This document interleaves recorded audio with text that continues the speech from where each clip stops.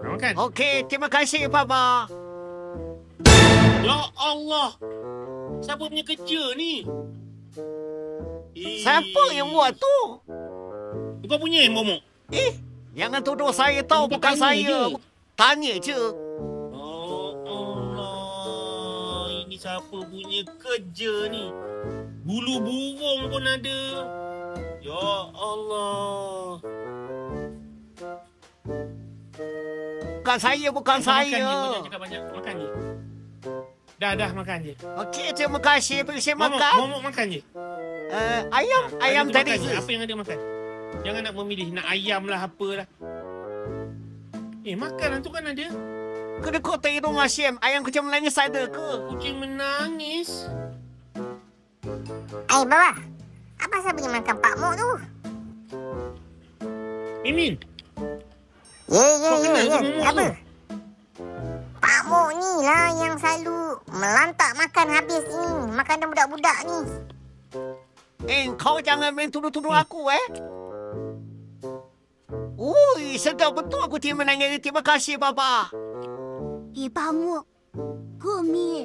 Minta baca-baca gumi tangan, Baba. Oi, kau orang dah geng ni. Pak Mok ni kawan saya Tobi. lah, Baba. Kawan Tobi lah, Baba. Tobi, Momok dengan Kasim dah geng ni. Kawan Kasim. Baba. Ini semua bukan boleh Mimin tahu, percaya ni semua, Baba. Mimin tahu dia orang geng ni. Tahu. Baba, ni semua geng kongsi gelap baru ni. Kepala dia yang gemuk tu, biarlah, Mimi. Baba. Hei. Bertambahlah lagi kucing aku. Tak Kau lepas makan baik. kau balik rumah Puaka kau. tu cakap saya kongsi gelap. Kau dah berkawan ni. Ini jadi cat shelter lah pula. Hei. Mami. Betul kata Sarjan tu, dia orang dah geng sekarang.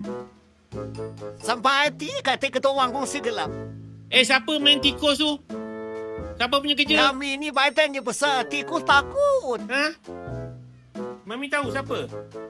Bukan dia orang tu semua harapkan badan besar takut tikus. Tak. Siapa Yo, main ada kau bawa bangkai tikus ni? kesiannya anak tikus ni. Melo Kucing pondan tak ada telur dah tentu kakak melo. Oh, melo. Alamak.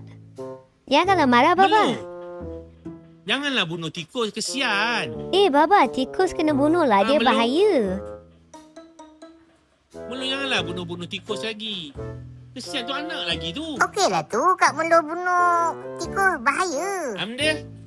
Tikus bahaya. Dia boleh membawa penyakit. Aku pun tak berani. Biarlah baguslah tu kan senang. Terima kasih, Sarjan. Memang bijak mereka kalau tak kau. Okeylah semua.